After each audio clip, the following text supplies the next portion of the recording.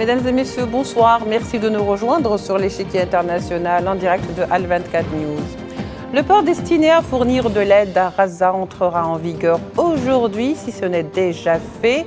Ce port est en fait un pont artificiel ou une sorte de pont artificiel mis en place par les États-Unis pour permettre d'acheminer de l'aide humanitaire aux Palestiniens et surtout à Gaza. Mais ce que ne disent pas les bulletins d'information, c'est que ce fameux port aux apparences humanitaires cache d'autres desseins beaucoup moins altruistes, car l'objectif de l'attaque contre Gaza est désormais, ou commence désormais, à prendre forme. Retour également ce soir dans l'échiquier international donc sur cette affaire de la CIG, la Cour internationale de justice qui pointe du doigt l'antité-sioniste et qualifie l'attaque sur Rafah de génocidaire. Tout de suite le débat.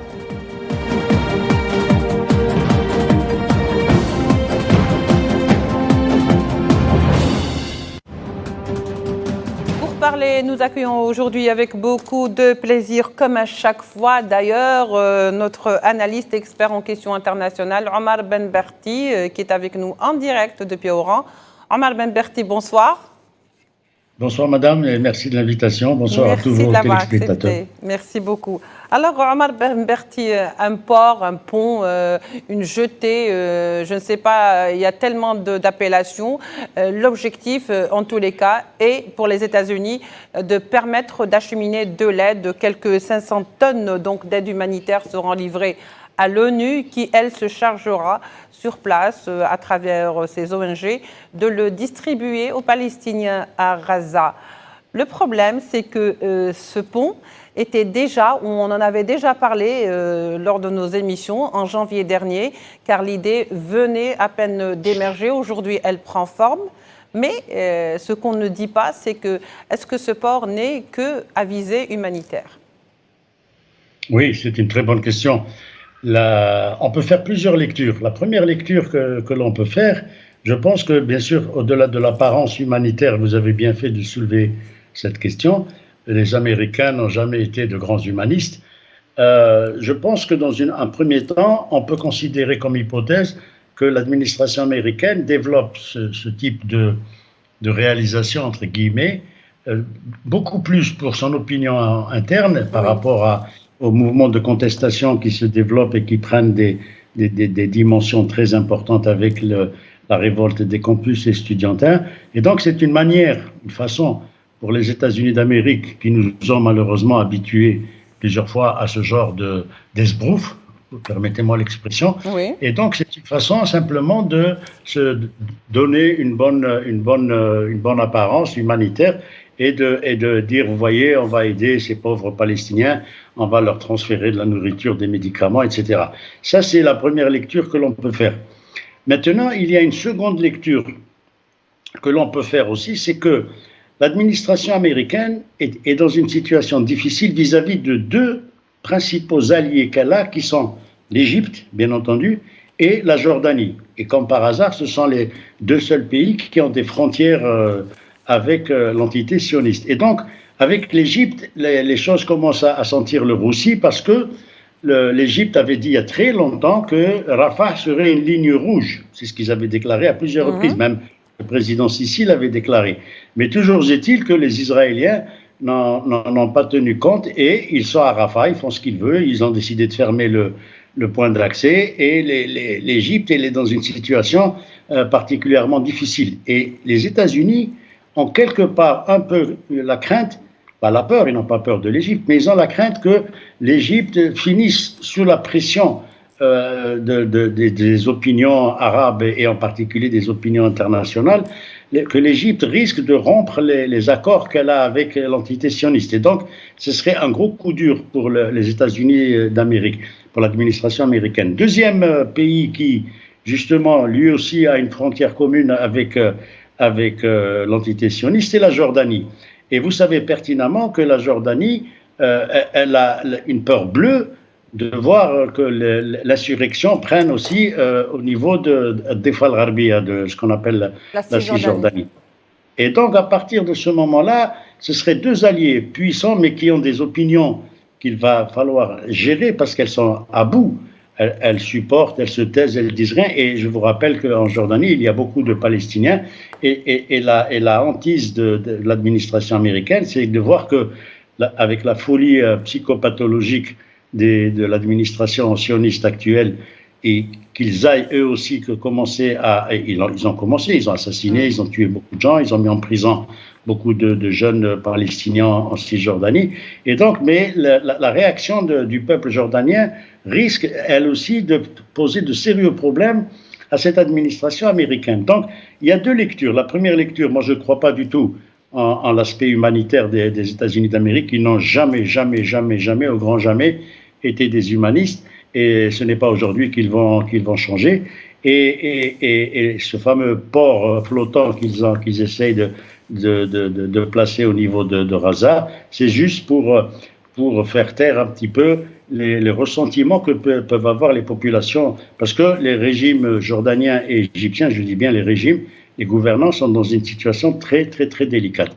Ajoutez à cela, aujourd'hui, nous avons eu le plaisir d'entendre Abu Ubaïda, je ne sais pas si vous l'avez entendu, il a fait son communiqué habituel dans lequel il rappelle avec force et force conviction que la guerre continue et que le Muqawama, la résistance palestinienne, elle est encore sûre d'elle-même et qu'elle a les moyens d'affronter une guerre de longue durée. Et ça inquiète terriblement l'administration américaine. Très bien. Alors, est-ce que le fait de se poser la question, aussi naïvement que cela puisse le paraître, par exemple, pourquoi recourir à une jetée maritime de la part des États-Unis, d'ailleurs qui aurait pu être dès le début, avant même que le peuple palestinien ne soit déjà affamé et que des enfants meurent carrément de famine, d'inanition, de soif, et la liste est longue. Pourquoi donc ils ne l'ont pas fait un peu plus tôt? Et la question qui se pose, c'est pourquoi ne pas, tout simplement, puisqu'on a de l'influence sur l'entité sioniste, et je parle des Américains, ouvrir carrément des passages terrestres, ce qui serait plus facile pour l'acheminement. C'est excellent, c'est tout à fait ça. On peut légitimement se poser la question de se demander, mais enfin, cette administration américaine avec la puissance qui est la sienne, pourquoi a-t-elle laissé faire l'entité sioniste de sorte que le poste de Rafah soit fermé et donc interdiction au secours humanitaire et autres de passer à partir de l'Égypte. Encore que l'Égypte elle a un rôle assez particulier dans ce domaine-là. Donc, moi, je pense que, enfin, c'est mon point de vue, mais c'est une hypothèse qu'il faut prendre en considération et l'avenir nous dira de quoi il retourne effectivement. Les Américains avaient aussi, rappelez-vous, l'administration américaine avait dans l'idée de faire en sorte que le contrôle du poste frontalier entre l'Égypte et la Palestine, à Rafah, soit pris en charge par une société privée américaine, une société militaire, bien entendu, comme BlackRock ou autre. Et donc, ça, c'est très délicat parce que, il y a des raisons bassement matérielles. Ça va interdire un certain flux d'argent pour l'administration douanière, fiscale et autres égyptienne qui est largement corrompue, encore faut-il le rappeler. Et deux, ça va titiller quelque part un petit peu son nationalisme parce qu'il y a une population quand même qui n'est pas tout à fait d'accord avec ce que fait le pouvoir égyptien, même si ils ont eu une attitude très agressive avec les frères musulmans du temps de Morsi. Et donc, ils se méfient terriblement parce que pour eux, je ne sais pas comment ça se passe dans la tête des dirigeants égyptiens, mais toujours est-il que pour eux, le Hamas, ce sont des frères musulmans. Or, les frères musulmans, le pouvoir actuellement en Égypte, il s'est construit en opposition hostile avec les frères musulmans en Égypte. Ça, c'est une première explication qu'on peut avancer. Et donc, le fait que l'idée d'implanter une entreprise privée américaine, militaire ou mercenaire, qui viendrait contrôler le poste de Rafah, ça déplaît terriblement aux Égyptiens. Mais la véritable crainte d'un point de vue stratégique, c'est de perdre les deux alliés stratégiques qui, eux, sont très proches de l'entité sioniste et de l'administration de Benjamin Netanyahou. À partir de ce moment-là, ces deux entités, la Jordanie et le pouvoir jordanien et le pouvoir égyptien, s'ils venaient à perdre la face dans cette affaire, c'est toute la stratégie de l'administration américaine au Proche-Orient qui volerait en éclats. Justement, Il y a quand même cet aspect qui dit que finalement, puisque depuis le 7 octobre, on assiste donc à une guerre atroce contre Gaza, qui a éliminé pratiquement toutes les infrastructures de base, sans parler des pertes en vies humaines, que finalement, ce port ne fait que dévoiler le projet très dissimulé des États-Unis, mais surtout de l'entité sioniste, à savoir que finalement, le gaz va être finalement exploité avec cette jetée qui est donc d'apparence humanitaire, mais qui prendra d'autres proportions beaucoup plus sérieuses et beaucoup plus grandes pour pouvoir exploiter finalement ce fameux gaz dont on parle de plus en plus. Et oui, ça c'est encore un troisième facteur déterminant, c'est qu'on a trouvé du gaz dans les eaux méridionales, les eaux qui jouxtent la bande de Gaza et Israël. Et donc l'Égypte, qui est dans une situation financière catastrophique, a tout intérêt, elle aussi, à être partie prenante de cette opération. Sauf qu'il n'y a pas que l'Égypte. Il y a, bien entendu, la Turquie qui est présente. Et la Turquie, elle a marqué un virage assez sensible, un tournant très important avec la résistance palestinienne. Vous avez vu qu'ils ont mis du temps, ils ont mis 6 mois ou 7 mois pour rompre les relations commerciales, mais toujours est-il que la Turquie, elle est maintenant dans une position un peu délicate. Il y a 3 puissances qui sont dans des positions délicates actuellement. Il y a la Turquie, bien entendu, parce qu'elle est en train d'essayer de voir où le vent va souffler, mais elle est en train de se pencher d'aller davantage, vu les réactions dans le monde entier, vu un petit peu les prises de position. Regardez ce qui s'est passé au dernier sommet arabe. C'est une calamité, une catastrophe. Heureusement que l'Algérie n'y était pas et que la Tunisie non plus, parce que c'est vraiment ces gouvernants, ces systèmes politiques qui siégeaient dans ce fameux sommet, entre guillemets, des pays arabes, sont véritablement des larbins, pour les appeler par leur véritable nom. Et donc, il y a l'Iran, bien entendu, mais l'Iran, elle joue une carte très délicate parce que l'Iran, son objectif, c'est de mettre la main sur ce qu'elle appelle le golfe Persique, que nous on a appelé le golfe arabique, mais qui est en vérité le golfe Persique. Et donc les pays comme Oman, comme Bahreïn qui a un accord d'Abraham avec Israël, etc. Ces pays-là sont dans une situation délicate. Et l'Iran est aussi partie prenante. Il reste l'Égypte, mais l'Égypte, elle est dans une situation, parce que c'est quand même, ça a été pendant de longues années la plus grande puissance dans le monde arabe, militaire, du temps de Nasser. Oui. Il y a eu, toute l'idéologie pan-arabe que vous connaissez. Et ça a permis à l'Égypte de se doter, elle a une histoire, une civilisation, ça a permis à l'Égypte de devenir un petit peu le leader de l'ensemble du monde arabe. Mais depuis que malheureusement le maréchal Sissi ou le général Sissi est en fonction, on ne peut pas considérer que l'Égypte soit devenue un pays, comme il est malheureusement criblé de dettes et qu'il s'est carrément mis à la disposition, il est incapable de rompre les relations diplomatiques, ne serait-ce que ça, et remettre en cause les accords de Camp David. Et donc, cette situation-là inquiète énormément les États-Unis, l'administration américaine actuelle. Moi, je pense les choses de cette manière. Oui, très bien. De toute façon, les jours à venir nous dévoileront encore davantage de faits. Tout à fait. Et peut-être on verra plus clair dans cette guerre contre Gaza qui est très injuste. Et on verra peut-être également ce qui se cache réellement en dehors de ce qui est raconté aujourd'hui. Au fait, on est en train de vivre l'histoire au jour le jour. Il y a aussi cet aspect, Omar Ben Barti, la Cour de justice internationale, après la CPI bien entendu, vient de pointer du doigt donc l'entité sioniste et qualifie ce qui se passe à Gaza, l'attaque donc sur Rafah, plus exactement, de génocidaire. Le comble de l'ironie, c'est qu'un représentant, justement, qui est donc sioniste, avait dit que la guerre contre Gaza, et je le cite, était tragique, mais qu'il n'y avait absolument pas de génocide. Oui. Je ne sais pas, je n'ai pas de commentaire. Je vous laisse le commentaire. C'est le point de vue d'Israël, ça, bien entendu. Il faut bien qu'ils se défendent. Le représentant d'Israël a déclaré effectivement que c'était tragique, c'est-à-dire qu'il se passait des choses malheureuses, mais bon, comme dans toute guerre, selon lui. On peut dire que c'est génocidaire. Mais il dit c'est pas génocidaire. Ce qu'ont dit beaucoup aussi de responsables, et ce qu'a dit le porte-parole de l'administration américaine, il y a 2 jours, Sullivan, il a dit il n'y a pas de génocide à Gaza, alors que l'Afrique du Sud, avec tous les éléments qu'elle a déployés vis-à-vis de la Cour pénale, de la Oui. Cour internationale de justice et aujourd'hui avec la Cour pénale, avec tous ces éléments-là, l'Afrique du Sud qui est rejointe et l'Égypte a dit qu'elle rejoignait l'Afrique du Sud.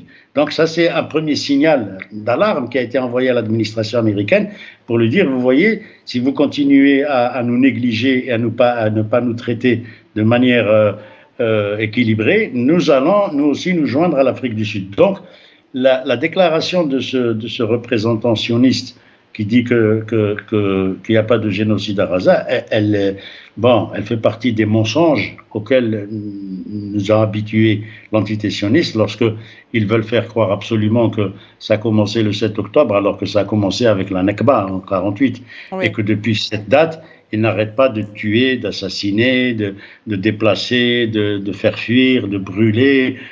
Ça n'a pas cessé une seule fois. Et donc, tout ça, ça fait partie du tissu mensonger. Et maintenant que les masques sont tombés et que le colonialisme, avec les soutiens, même les pays européens, qui eux n'ont pas de leçons à donner en matière de droits de l'homme, même s'ils considèrent ils ont un passé colonial tel qu'ils sont gênés aux encoignures. Et donc, maintenant, même ces pays-là se joignent à l'ensemble de l'Afrique du Sud pour dire, effectivement, il y a un génocide. Mais surtout, il y a le fait que leur jeunesse, et ça s'étend et ça se généralise, leur jeunesse est en train de les pointer du doigt et de leur dire, vous êtes partie prenante, vous êtes complice d'un génocide.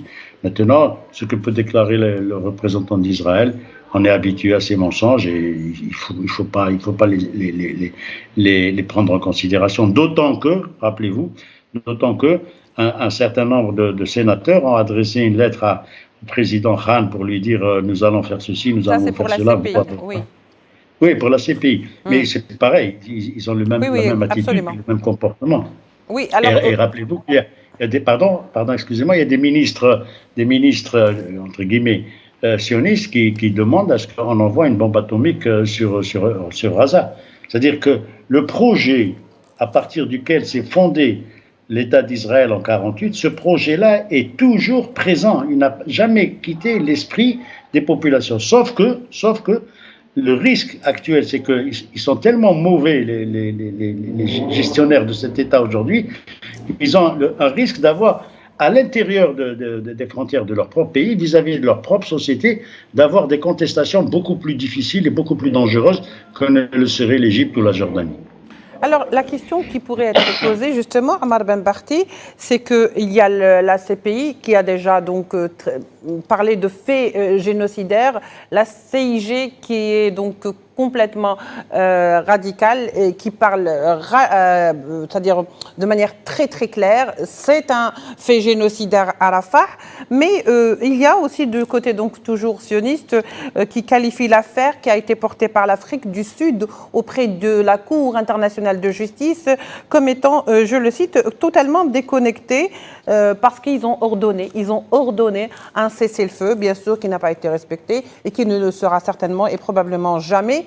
Mais cela nous pousse à dire à quoi bon finalement faire des conférences, à quoi bon sert de porter plainte, à quoi bon sert d'aller vers la Cour de justice internationale ou vers la Cour pénale internationale si de toute façon l'entité sioniste ne s'exécute pas. Est-ce que vraiment toutes ces démarches entreprises par l'Afrique du Sud sont des démarches vaines où un jour ou l'autre la vérité éclatera, qui est déjà là, je veux dire la justice sera faite? Oui, c'est une question importante. Mais moi, je pense qu'il n'est pas vain.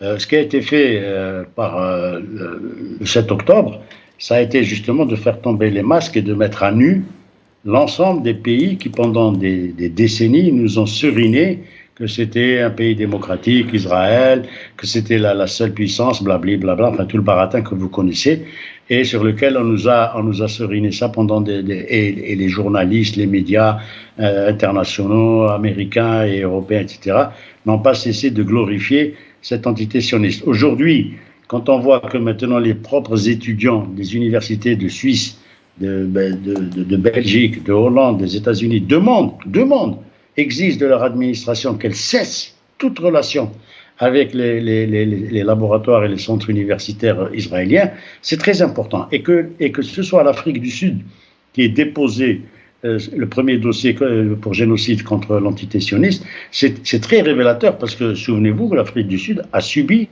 dans sa chair pendant des années l'apartheid. L'apartheid, il n'y a pas longtemps que ça existait. Et durant l'apartheid, il y avait des pays qui, comme les États-Unis et d'autres, reconnaissaient le régime en place. Il a fallu que le peuple sud-africain se soulève et qu'il y ait aussi une pression internationale telle que on ait fini par se débarrasser. Aujourd'hui, on est en 2024.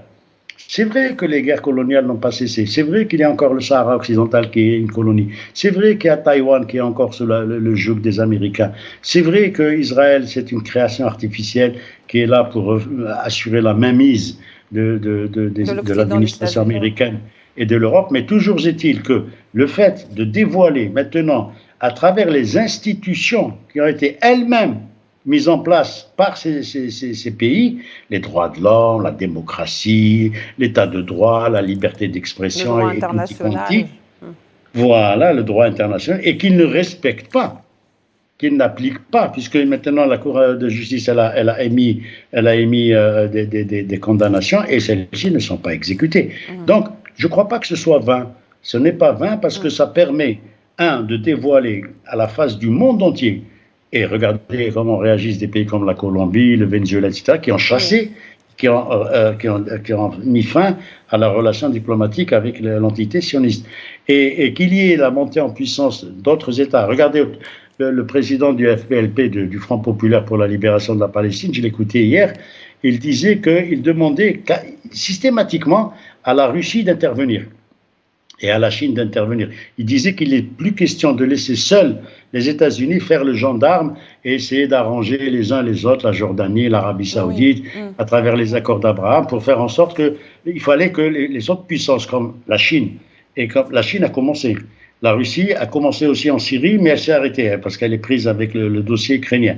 Mais toujours est-il que maintenant les Palestiniens eux-mêmes demandent à ce que ces pays-là soient partie prenante de la résolution de ce conflit qui devient de plus en plus inhumain.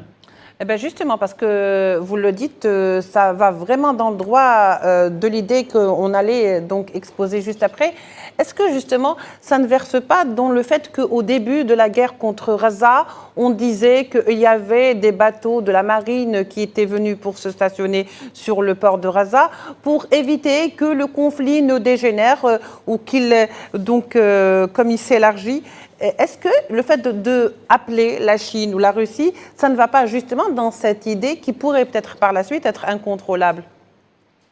Non, je ne crois pas. Je ne crois pas parce que dès le début du 7 octobre, rappelez-vous, 2 porte-avions américains s'étaient installés en face du Liban pour essayer de faire peur au Hezbollah en particulier, parce que l'armée libanaise en elle-même n'est pas très, très impressionnante, mais pour faire peur au Hezbollah. Ça n'a pas empêché le Hezbollah d'avoir une stratégie tout à fait bien calculée et bien mise en œuvre.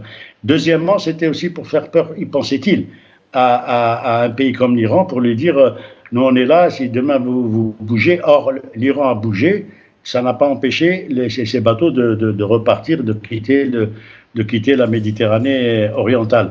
Donc, je crois que de ce point de vue, il y a des stratèges dans l'administration américaine.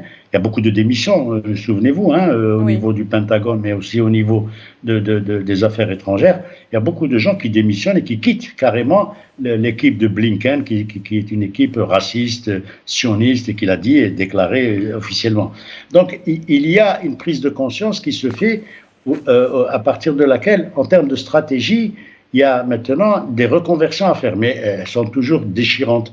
Elles sont toujours très difficiles, sauf que le monde étant en train de changer, regardez ce qui se passe en Méditerranée occidentale maintenant, du côté de chez nous, le fait que l'Algérie devienne une puissance maritime, ce qu'elle a toujours été, bien avant la pénétration française, maintenant qu'elle redore son blason et qu'elle s'équipe d'un point de vue naval, ça fait peur à des pays comme l'Égypte, à côté le Marzen, et l'Espagne Oui, a beaucoup, merci. ne veut pas trop bouger parce qu'ils savent que l'Algérie a été une puissance Très bien, maritime, monsieur. navale très importante.